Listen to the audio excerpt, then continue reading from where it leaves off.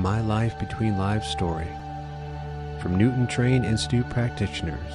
I see a whole change in the thrust of searching for answers about who we are and why we're here.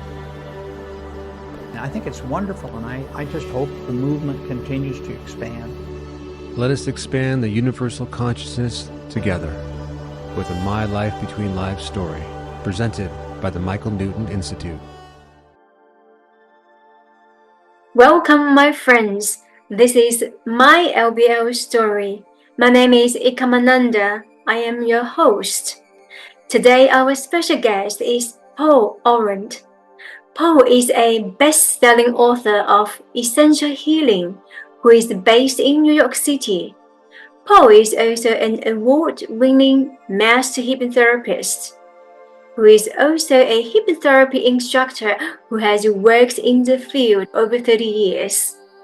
Paul is the former president and education director of the Michael Newton Institute.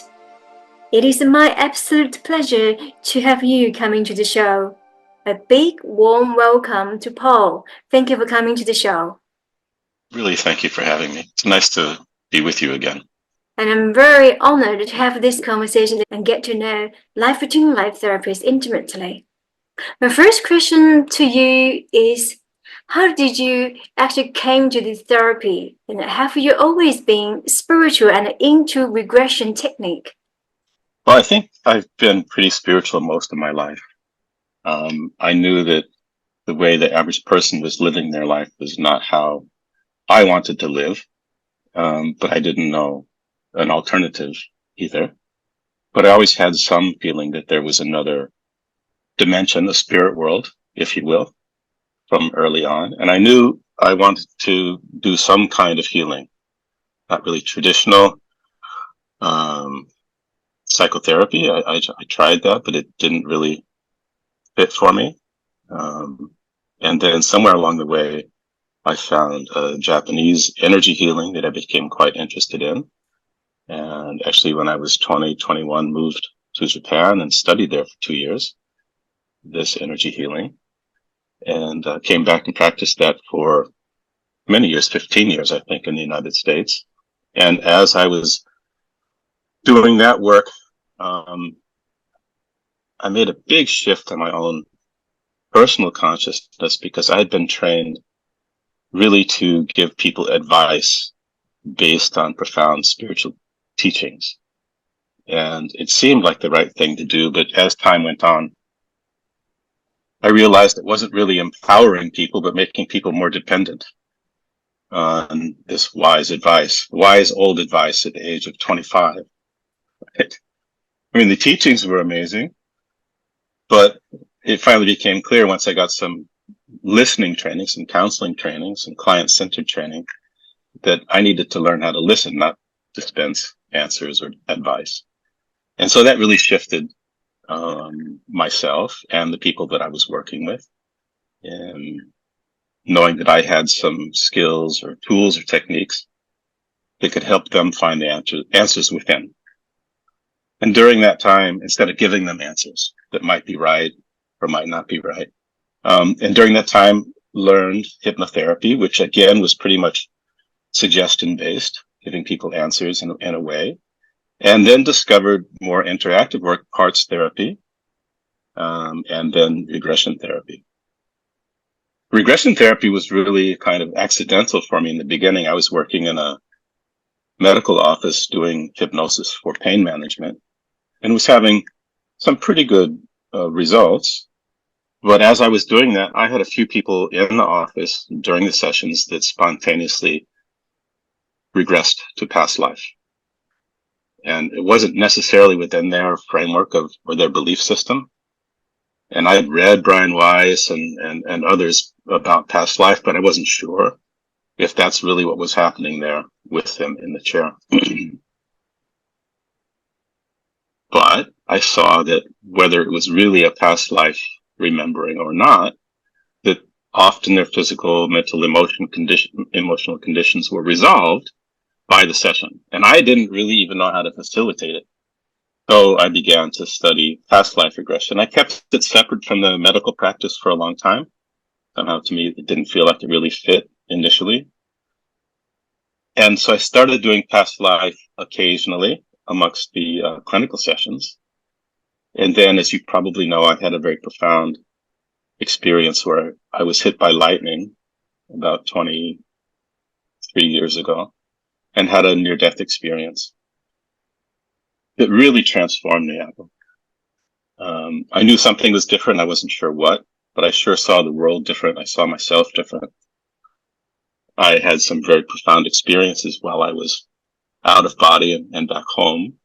And it was a regression therapist that helped me recover details of the memory when I was out of body. And it wasn't an LBL therapist. Michael hadn't yet taught life between life regression, but it was someone that used a somatic approach to regress. And I went back and experienced such profound things that you know from conducting these sessions, unconditional love, oneness, meeting one's guide, feeling free from the body and realizing I'm still conscious, that there is no death. We don't die when the body dies, right? But trying to integrate that into my life after that experience was really difficult. But I began from then to try to figure out a way that I could, in my office, using hypnosis, help have someone have such a transformational experience without having to go through the near-death experience. Somehow I knew past life was close, but it wasn't really doing it. It wasn't until 2001 when a colleague that I was teaching with the National Association of Transpersonal Hypnotherapists, had made contact with Michael Newton and had agreed to sponsor Michael Newton's very first life between life regression training in Virginia Beach in 2001. And he asked me to come and assist at that training because I needed people to do supervision and help out. And I went to that training and saw Michael Newton do the one and only live LBL demonstration in public as part of that training.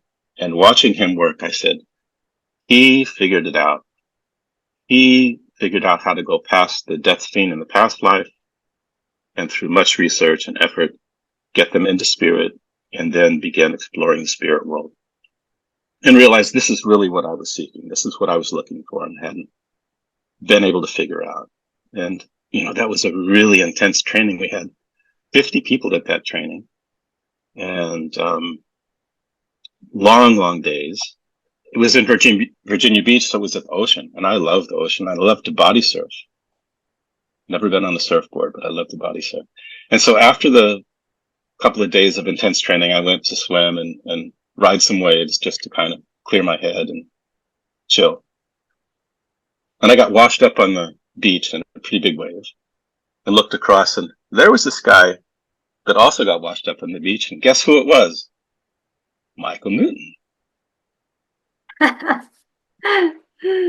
Michael lived in Southern California and he loved to body surf.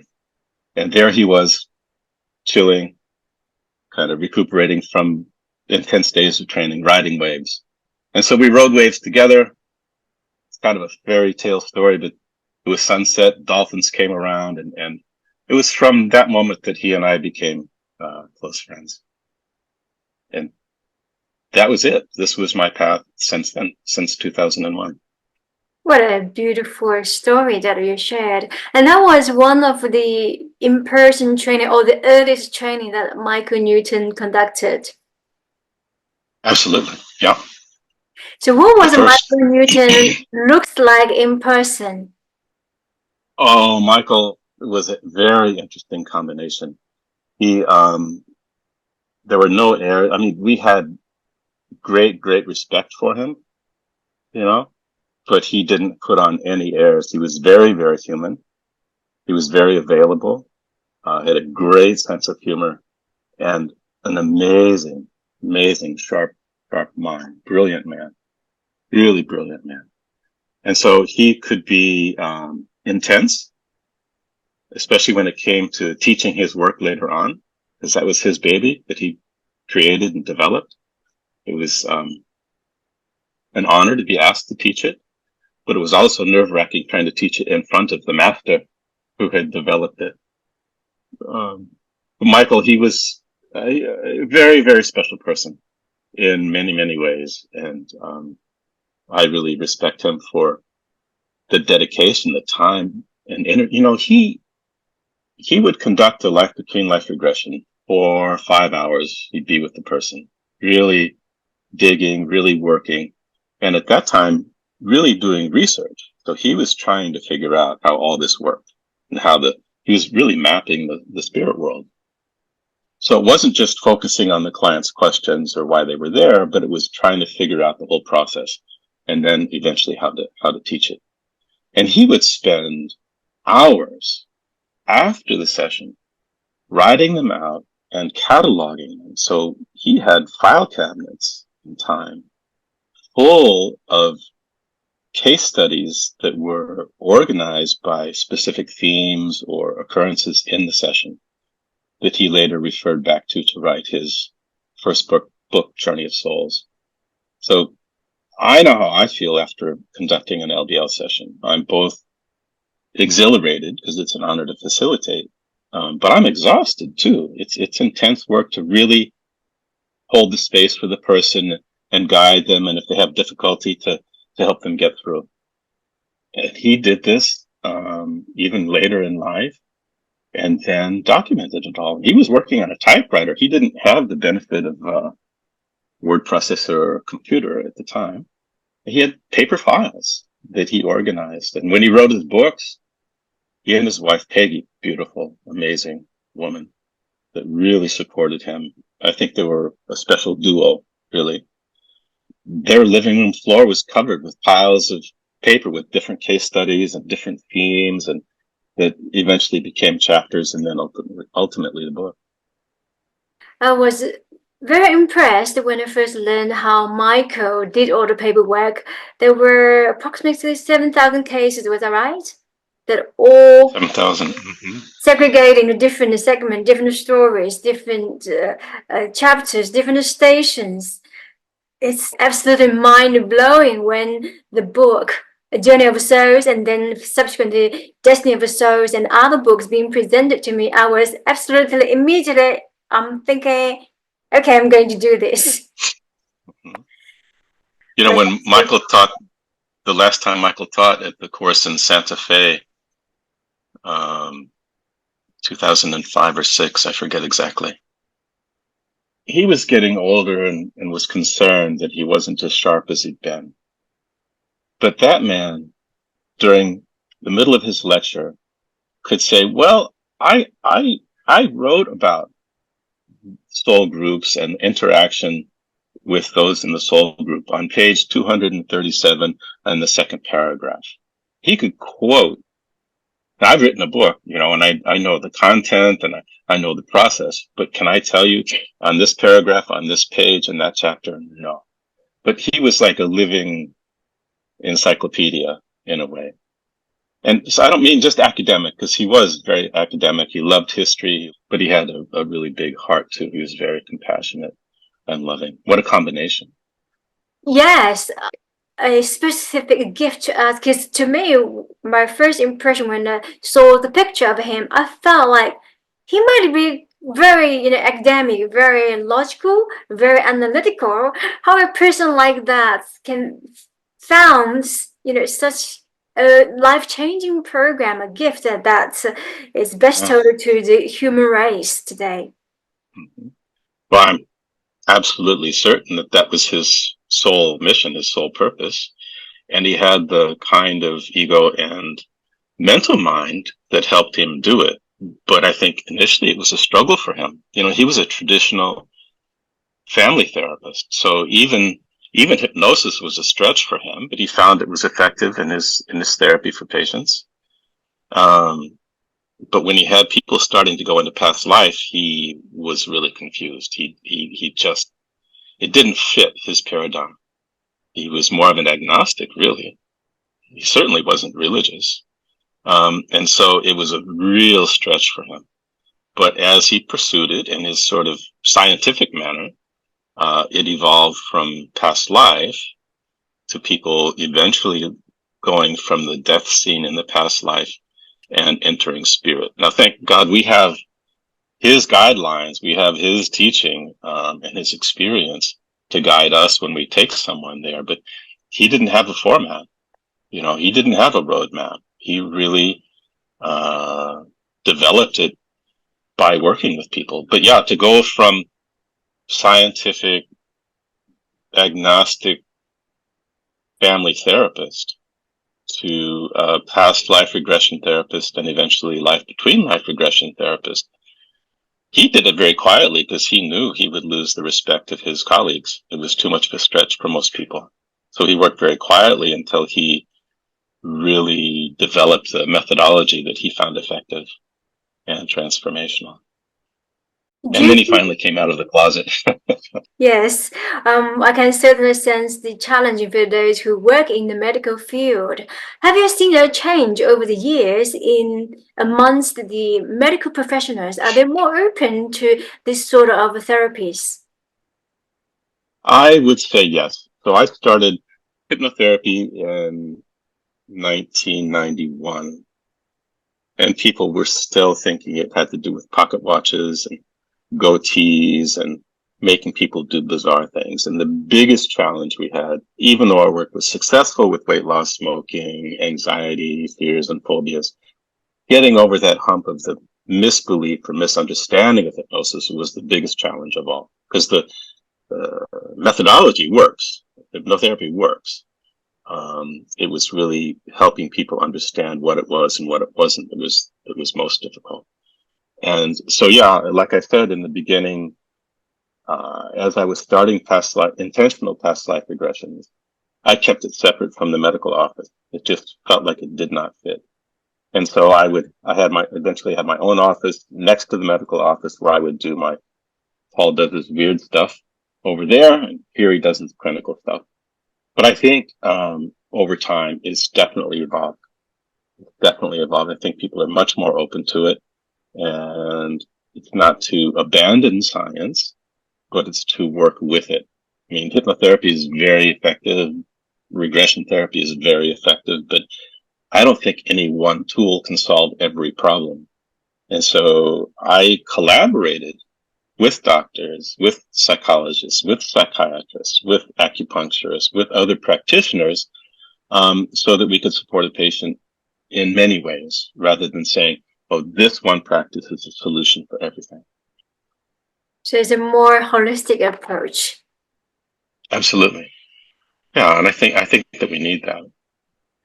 I can work clinically with someone on an issue in their life, but without understanding from soul level what the purpose of it is, what the learning of it is, it can be really challenging. And in more traditional talk therapy, you can go back so far, but so much trauma that people experience is pre-verbal.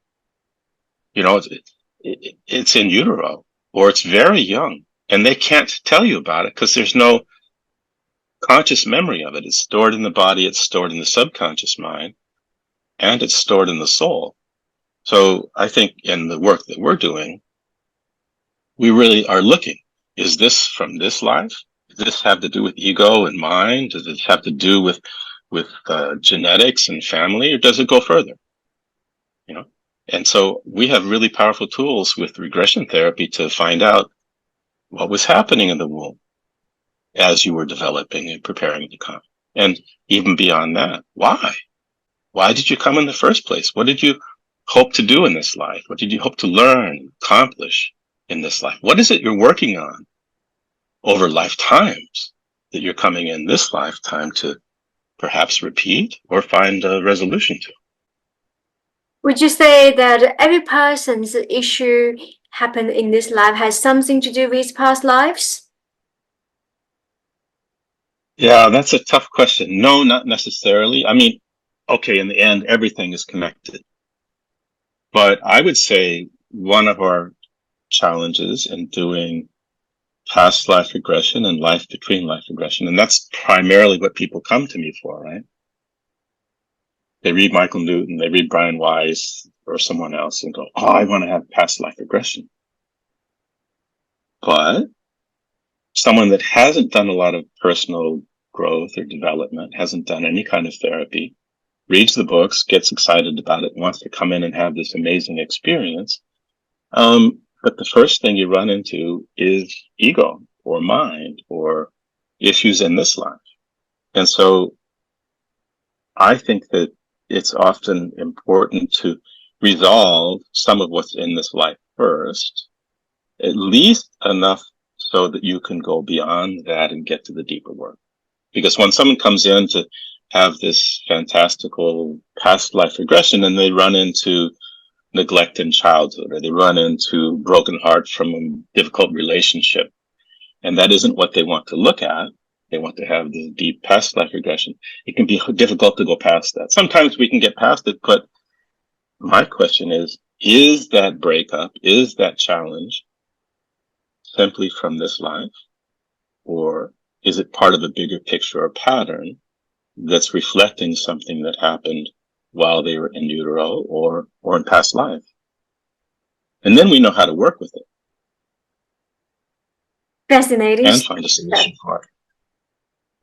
Yes, I have experienced that myself altogether about 13 times. So all my regressions added up together, absolutely break myself down into pieces and know my past, present, and future. No more questions about the self, but that feeling of ascending my energy, connecting to one, really know the one, experience we are one, we are love. It's absolutely life-changing. Absolutely. And that's, like I said, one of the things that propelled me towards eventually meeting Michael Newton and the life between life regression is I had that spirit, that experience of oneness. I had that experience of unconditional love. And I said, how can I take someone on a journey where they can experience this? And that was something Michael was doing every day. And that's something that can be done through life between life regression. It transforms you.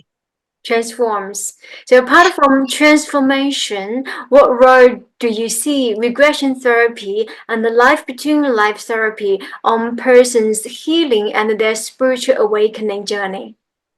There are many, but I think one of the big ones is that many of us live with certain limiting beliefs about ourselves. I'm not enough. I'm not good enough. It's my fault. We have guilt. We have shame, these kinds of things. And we really believe them, right? And so one of the biggest themes in my work, whether it's LBL or essential healing session or something more clinical, is to help someone get past those protections and beliefs that are misguided or untrue, and really reconnect with their higher self, with what I call soul essence, with their own divinity. When you reconnect with your soul self, I mean, the soul's not perfect. It comes to planet Earth to learn and grow. There's something perfect in the soul. The soul itself carries the same things the human consciousness carries. But helping someone reconnect with who they really are and remember that, and then begin to be able to live that, I think that's the greatest gift that we have to offer through regression therapy in general, is move them past those beliefs and reconnect with who they are, with their divine self, and remember that and begin to live from that place. Imagine a planet full of people living like that. That's my dream. Absolutely. I remember someone said to me, if everybody meditated 5 minutes on this planet altogether, we're changing the whole world. That definitely reminds us the role us LBL play in shifting human consciousness. Working in the field for over 30 years, what sort of changes do you see in regression sessions and in LBL sessions? Well, I think there are many. One is that people don't think that hypnosis or altered state is so weird. People are less afraid of it, right? There's been more scientific research done on it. It's more generally available. It's more generally accepted. So I think that was a big hump. And what I saw when I started LBL sessions in 2001, it was taking a long time to have a person achieve the state they needed to go into LBL. And some of that was my limited skill level, I'm sure. But my impression is that people in general, that consciousness has evolved, or shifted, raised, and that people are able to achieve that state more directly, more quickly, more efficiently. And so the long induction that Michael Newton was having to use many years ago is generally not so necessary. And I don't mean to try to shortcut it, because you definitely need the depth and state, but I'm finding it's much easier to get there and into that state, into soul state. The other thing is that younger people are coming. Like Michael talked about not doing this with someone under 30, right? He didn't set it as hard and fast rule, but his experience was that it didn't work very well for them because they didn't have enough life experience or know themselves well enough. But now we see people much younger coming. And so, yes, we want to be aware how familiar is the person with themselves, what's their consciousness, but there's no age limit, if you will. So I think that that's another beautiful thing too, is we have people that are coming that are younger, that are more prepared for this work, that really want it. And why make them wait? Well, if you can have someone who's in their 20s or even late teens learn what they can learn from an LBL and live their life from that, rather than when they're 60 or 70 coming in and having already lived most of their life, right? It's transformational for the person and for the planet. So I think that going in quicker, more deeply is something we're seeing. So we don't need as long an induction. We see it working more effectively with younger people. And the methodology that Michael developed was brilliant. I was doing a more Brian Weiss method before I met him and worked with him. I was doing induction straight to past life, and that could be very effective. But he said, no, go through childhood, explore some there. Go through the womb, explore some there, then go to past life, explore some there, and then go into spirit. It's a beautiful, thorough, effective methodology that he developed. And it changed me and my practice so profoundly. I really thank him for that. And what we're seeing in the last 5 or 10 years is that people don't necessarily need to go through all of that to get into spirit. That there are alternative entry points into spirit. I just finished a pre-LBL training where we talked about this. So the people that come for the LBL training have more preparation for it. So if you think about it, when you get someone into the womb, childhood, and then in utero, they're preparing to come to be born, but where are they coming from? Where have they been before they entered this body? They've been at home. They've been in spirit. They've been planning this life. They've been with their guides, right? They spent a long time to prepare for this. And so it's also possible to regress someone through childhood into the womb, explore there, and then from the womb, enter spirit, and then proceed with the LBL procedure that Michael developed. So that's something that's, I think, much more available now than it was when he was working, finding its way with us. Well, the whole world is awakening. And so we can see that in our clinical practice. And thanks for pioneers like you who have brought the continuity of Michael Newton's gift to us, to the younger generations. Oh, thank you. Yeah. You know, something that Michael didn't really touch on, but I've had to wonder, he must have run into it, is NDEs, people's near-death experiences. I was once in Sydney presenting at a hypnotherapy conference, and I was doing a live demonstration of past life regression. And there were a few hundred people in the room watching this. And I took a volunteer from the audience to be my demonstration subject to regress back to past life. And I started him off with induction and then go back to some pleasant or enjoyable childhood memory. Even though I gave him that direction, that's not where he ended up. I was so confused at first, Apple, because he said, I'm on the ceiling. They're working frantically. Ooh. The doctor, he's sweating. He's working as fast as he can. They're frantic. They don't think they're going to be able to save me. Help me understand what's going on here.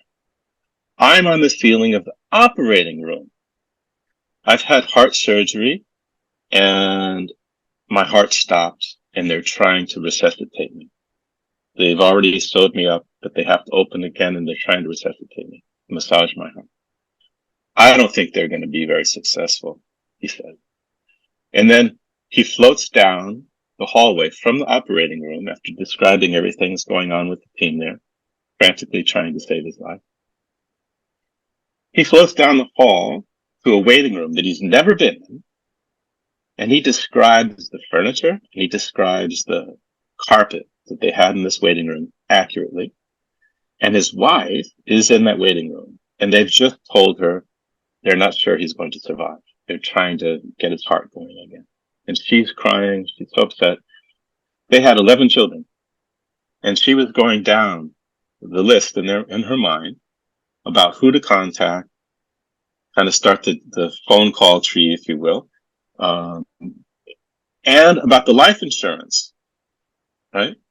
And so he was a little grumpy that she's thinking about life insurance while he's in there dying. But he was able to talk to her that night, and she confirmed the carpet, chair, and her thoughts about the kids and the life insurance too. So this was an unintentional regression to a near-death experience, right? I didn't know how to really facilitate it on into spirit. They did resuscitate him, and then on the way back to from the waiting room, the operating room, there was a little girl in the hallway that could see him, even though he was out of body. Children often can see these things, right? Animals and Yes. children. So she saw him, they had a little interaction, and then he went back into his body, right?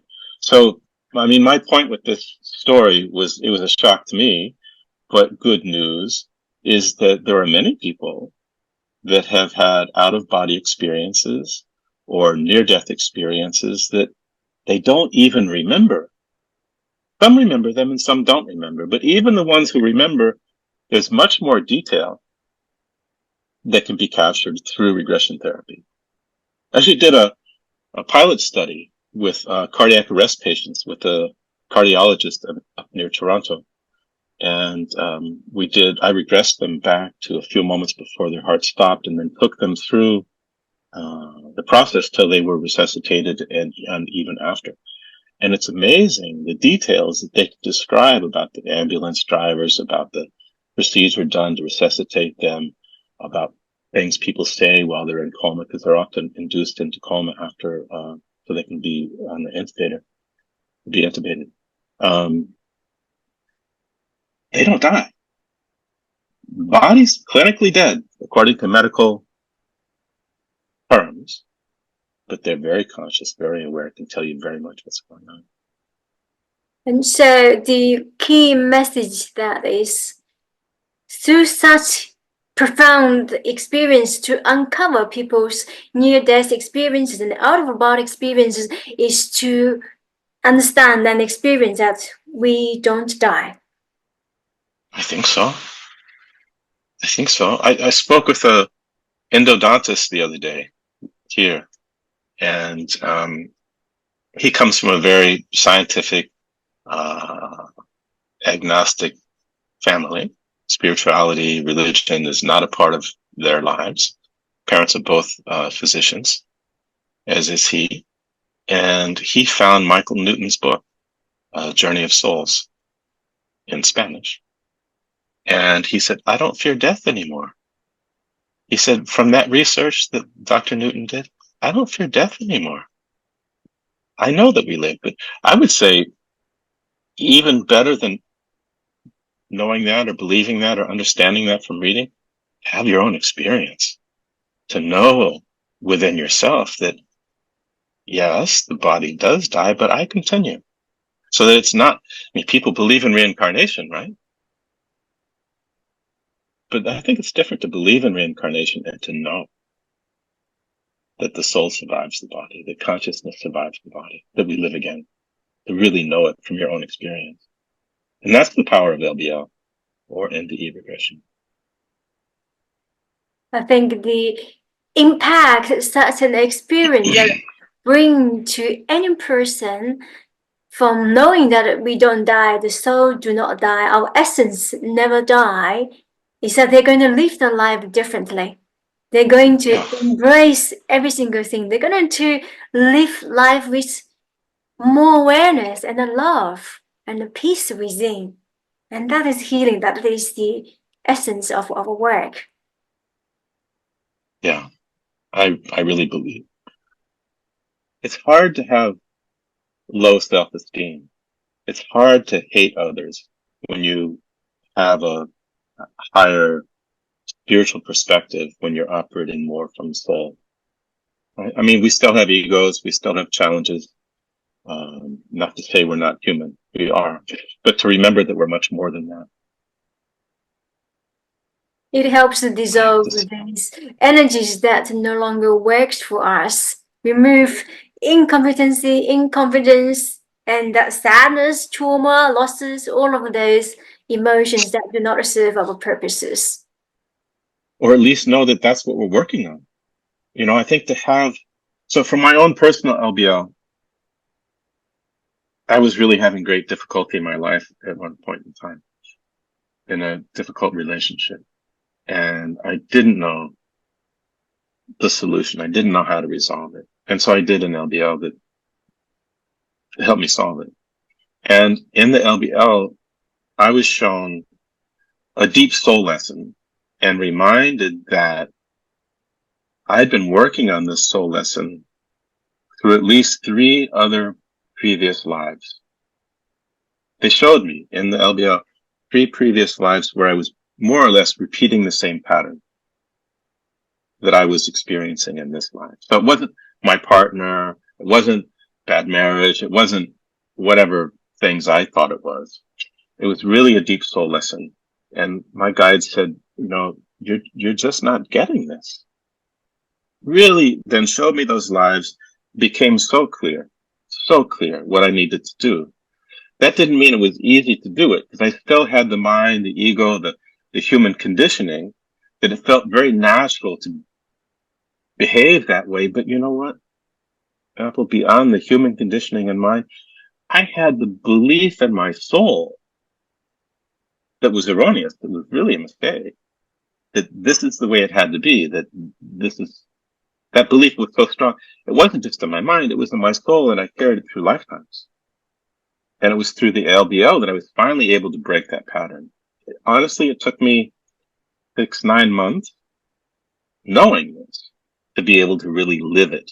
I was so accustomed to self-sacrifice, so accustomed to caretaking others. I was so accustomed to, I don't matter, but I should make other people happy, sort of thing, that had led to difficult lives in the past and was repeating in this life. But to do it differently felt so wrong, because I was so used to it the other way. And that's something I'll tell the people that I work with. When it feels wrong, that's when you know you're really on track. When you're not being the pleaser or the whatever your pattern is and doing it differently. At first, to your ego, your mind, it feels like it's wrong. Oh no, I shouldn't do that. Putting myself first is selfish, right? But there wasn't that at all. It was really a learning. And so the LBL wasn't the magic wand that just suddenly changed everything, but it gave me the overview that I needed, the clear understanding. And then it was up to me really to do something with that.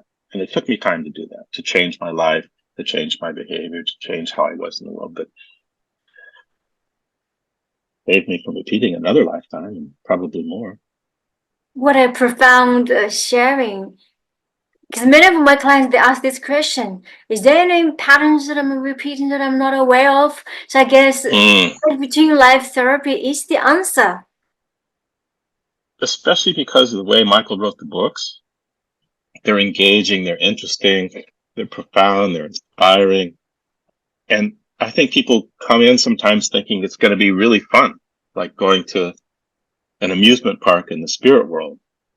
And there can be these aspects of it that are just so delightful, so wonderful. I really take time with that. But these hard soul lessons over lifetimes can be hard things to look at. You know, the soul can be stubborn. The soul can be confused. The soul can be embarrassed to look at. And so I just really ask people be as open as possible. Take this into the very depths of your soul, as deep as possible, and then go from there. It's deep work. It's not magic. Oh, it's magical, but it's not magic. Is the lesson getting harder if the soul does not learn it from a past life? Does it get harder? I guess there are cases that this may be true. I don't think it necessarily gets harder. From my perspective, being someone in my chair looking at lifetimes of repeated behavior is hard to watch. That's hard because you so much want it for them, right? But you can't do it for them. You can't, even their guides can't make it happen. They can only help them get there. And it isn't always instant. But I don't know that it gets harder. You know, I had someone that came in that had such great suffering in her life. I mean, you name it, she'd struggled with it and wondered why life was so hard, why she suffered so much. That was really her main question. And when she met her guide said to her, "You suffer so much because you believe that's the only way you can grow." Wow. I realized, yeah, wow. So we can grow through suffering, but it doesn't have to be through suffering that we grow. What a profound learning. Just that wise words downloaded from the session. Because that's why we stick to a pattern. We thought that's the only way to love. We thought that's the only way to forgive. We thought that's the only way to grow. All of those belief systems. Yeah. Yeah. And so it became clear to me that I work in more traditional clinical hypnosis on people's belief systems. But I realized, especially from that session, the soul carries beliefs as well. And that's really part of what reincarnating is about, is working on those beliefs that are causing trouble, working on those beliefs that are not true, but held very strongly. Well, if the soul has certain belief, then we would definitely have to get in there and dig deeper and have the soul to speak and tell me what thing that we're not doing to live a happy and peaceful life. We need to know that. Yeah. Yeah. Yeah. You know, something that Michael Newton said after the second LBL training, he really wanted to offer this education, this training to licensed therapists. And what he realized after running it a couple of times, that it was often the very talented, experienced, licensed therapists that struggled the most with this work because they were used to being a therapist. And rightly so. That was their job. That was their work. That was their expertise. That's their profession. The big difference in LBL work is we're very skilled at achieving soul state. We're very skilled at moving them into spirit. But once they're in spirit, that's where we as therapists step back and leave the work to the best therapists that aren't on this planet, but are in spirit. And a guide, a wise being, a council member, a loved one in spirit has a much higher perspective and often much more experience than me or another experienced therapist. So the big shift, and I talked with Michael about this because I was confused the first time I saw him work. many things he kind of skipped over. And I thought, well, why isn't he addressing this? Why isn't he diving into it? Because my therapist said, go for that, right? And he said, in his very fatherly way, he put his hand on my shoulder and said, "Oh, you just don't understand," right? Not critical, but very, very fatherly. And then he explained to me that he didn't want to deal with all of that because he knew that he wasn't missing it, he wasn't neglecting it, but he knew that once the person was in spirit, that their guides on a much higher level would work with them on it rather than him doing it with them. And I think that's one of the biggest challenges in this work in LBL work, is to step back as a therapist, use every skill you have to help get them into that state, to get them into spirit. And then we step back and we honor, we hold space. Maybe we remind them of their questions or why they're there. But that's where we really turn it over to guides, angels, masters, council beings, and loved ones on the very, very highest level. Healing and transformation and therapy is done there in spirit and not by us. Well, what a gift that we have. You as a pioneer doing the work, does it have any impact with your book, Essential Healing? Yes, I think the Essential Healing book came out of doing this work for years. And what it is that by going back through childhood, womb, past life, and into spirit, I saw certain patterns developing, that there were certain essential healings or necessary healings that many of us needed to achieve. And I saw people sometimes getting stuck wanting to go to spirit and being unable to. And so I started to identify those kind of blocks or things that needed to be addressed before they could go on into spirit. Right. And so there were certain themes that came from both my near-death experience and from doing LBL work. And so the basic concept is that we have a kind of protection over us, basically to protect our heart from being hurt again in a relationship or in life in some way.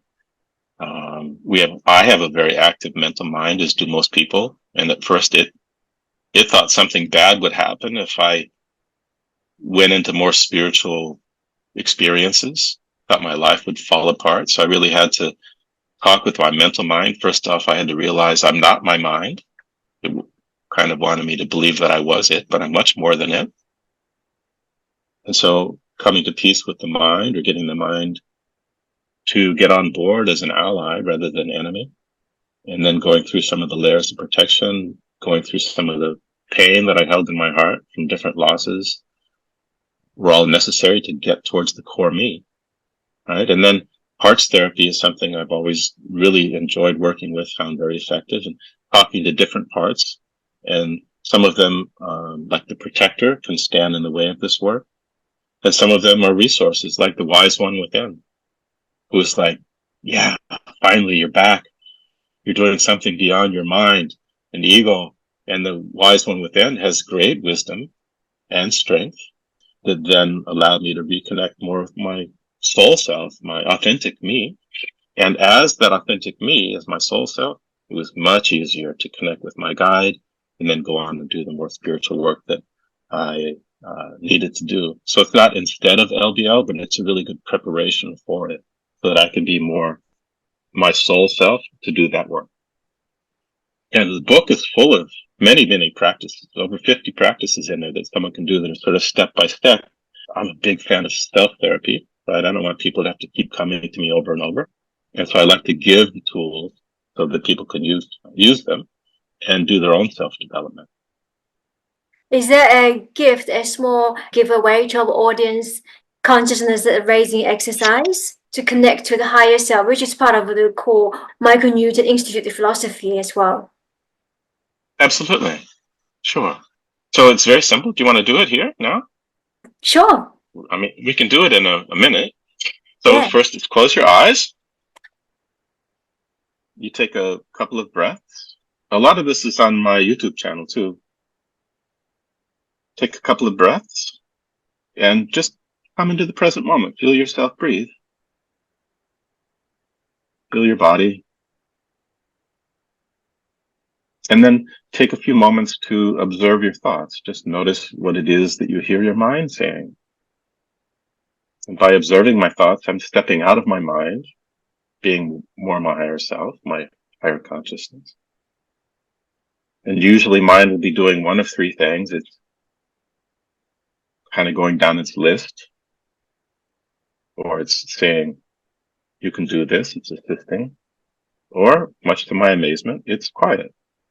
The moment mind is quiet, which is really nice. And then I move my consciousness in my body to my chest, my heart center. Putting my hand there helps. I breathe into my hand on my heart center, not the organ, but the center of feelings and emotions. And I invite my heart to open. Sometimes there's a heart protection, and we work with that. As I open heart and breathe and feel into it, I start to notice the feelings and emotions that I carry in my heart. There's some sadness, there's some joy, there's some contentment. And I really believe, teach that the heart's the doorway, not the brain, the mind, but the heart's the doorway to the inner world. With heart open, acknowledging some of the feelings and emotions, not taking a lot of time to deal with them unless we have to. And then diving in. I can dive in through heart, through the layers of protection, experiences, beliefs. And then it's easier to either connect with the wise one within, my own wise woman or wise man or wise one, or even deeper towards the very core of myself, my soul essence.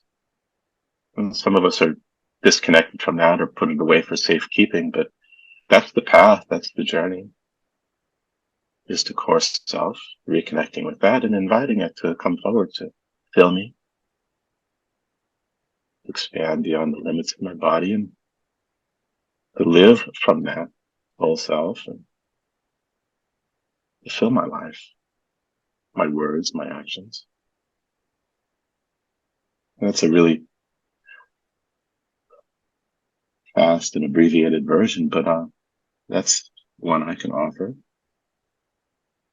Thank you so much. I immediately went up there connecting to my soul. Yeah, beautiful. Yeah, I feel I did as well. That's how Everything looks we can easily connect to body, mind, and soul. Remind us we are not the body, we are not the mind. We're much more. Yes, we are absolutely much, much more. I wanted to go back to that belief system, the challenges that I have seen in some of the practitioners. I guess that's also one of the major hurdle everybody actually experiencing, that why we actually experience these challenges, why we go through trauma. Do you have any advice or tips for people to take away how to get over of that belief system that mind is controlling the body? We are defined ourselves with our physical identity.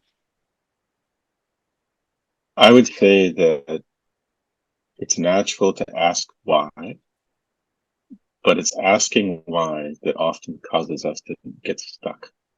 Because often things don't make sense, and you cannot make sense of nonsense. So why can become a glue that keeps us stuck. Rather than saying why, I say, what can I learn from this? We lost our son a year ago, and I can be and why forever. And yeah, I understand some of the reasons behind it from doing deeper work, but what can I learn from it was a much more freeing, much more successful, much more beneficial question that has helped me heal and move forward. So I say, ask, what can I learn? Why did I get hit by lightning? People told me all kinds of stories, but that wasn't helpful at all. What did I learn from it? Tremendously helpful.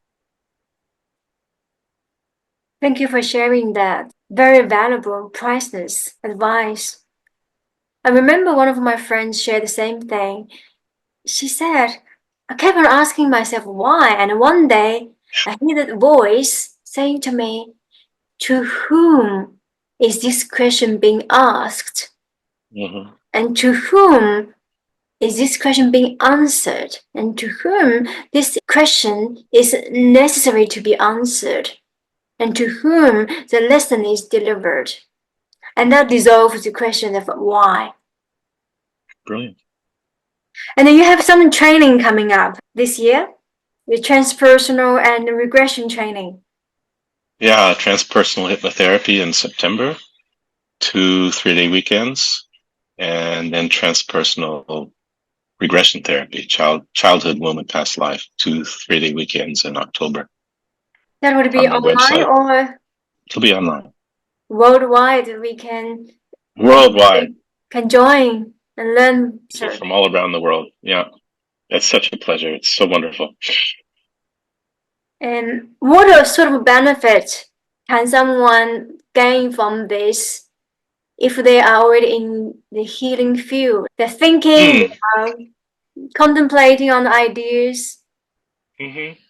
You know, I was doing breath work and I was doing hands-on energy work, healing with people and some counseling, but really this transpersonal hypnotherapy and regression therapy put all the pieces together for me. So I'm glad I had the experiences I had that I brought to it, but it gave me very effective, very powerful tools and techniques that I could use to facilitate much better sessions for people. And it gave me an opportunity to work under supervision I took trainings where I watched the master work and thought, oh, brilliant. But afterwards was like, well, I don't know how to do that. And so when I teach with lecture, I teach with demonstration and then supervised practice. And for me, that's really the best combination to really learn to do something. And it's an opportunity for our own personal growth too, which I think is so important if you're going to be facilitating. You don't have to have everything in your life or self-resolved, but it's good that you've done a fair amount of work on yourself as well. And so the training gives you a chance to not only deliver sessions, but to receive them and help with your own growth as well. Absolutely. I felt the foundation is really important to step by step. And then at one point, all things were coming together and so useful. And we develop our own character in delivering a session. Absolutely. I don't want to create clones, but I want to give as much of what I've learned from doing sessions mostly to people who are attending the course so that they can take that and integrate that into their practice or start a new practice themselves. And so the best way for people to contact you is through your website, aurand.com. Yeah, that's it. Your book is there, and you also have a YouTube channel as well. I do. Yeah. Thank you so much, Michael. Wonderful, Paul. It's an absolute pleasure to have you and learning from your wisdom, your spiritual connection, and you are a true master. I am honored. Thank you for coming. And good luck with your next one.